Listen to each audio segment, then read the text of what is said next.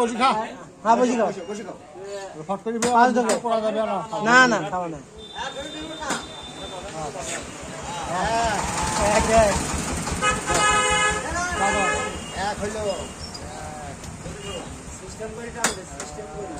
মা ঢালি দেখা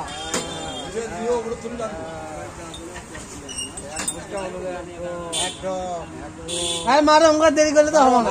কথা বলো না কেন কে বলেছে একদম